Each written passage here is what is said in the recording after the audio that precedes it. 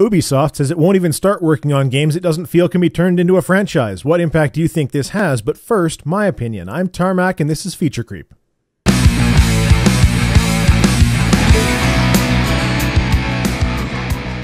We all know the big video game franchises, Assassin's Creed, Call of Duty, Madden, etc., etc. Giant blockbuster titles with enormous budgets. These are the bread and butter of the game industry, or at least the big three, Activision, EA, and of course, Ubisoft.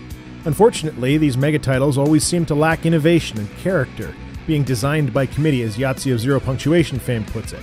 Their limited innovation is due both to the short development window and an attempt to keep the series familiar to buyers of the previous iterations. The game industry has suffered a significant explosion in cost over the last 20 years. We went from AAA titles being done by teams of 10 to 20 people all the way up to teams of several hundred. Budgets ballooned into tens of millions of dollars just for the game development itself, with complementing millions being spent on the marketing of the game as well.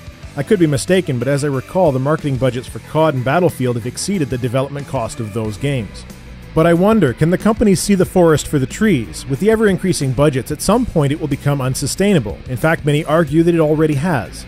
So, Ubisoft, in an interview with the A-List Daily, said that they have no interest in making any standalone titles. Everything that they do now is going to be franchise-only, meaning iterative releases year over year. They've completely abandoned the idea of producing smaller, better games in favor of these major blockbuster titles. What does this mean for gamers? Well, for starters, it means that every game series Ubisoft is going to do will over time be ground into dust. The series will continue until gamers are sick of it. Of course, by the time gamers have truly spoken with their wallets, we'll already have 2 to 3 lackluster titles going through the same old motions that made the original a unique experience. It also means that innovation will stagnate even further as Ubisoft struggles to not stray too far from the successful formula. Expect a good amount of nickel and diming via DLC and microtransactions in order to make up for the huge budget of the title.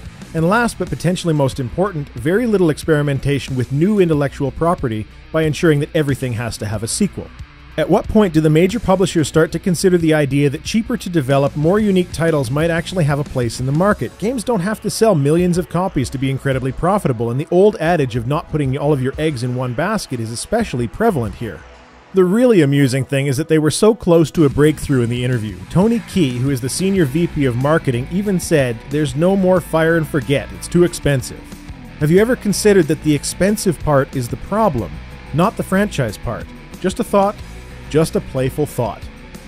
Where do you stand on the franchise argument? Let me know in the comments below. Also, make sure to hit that subscribe button so you don't miss out on any content. That's all I have to say. Tarmack out.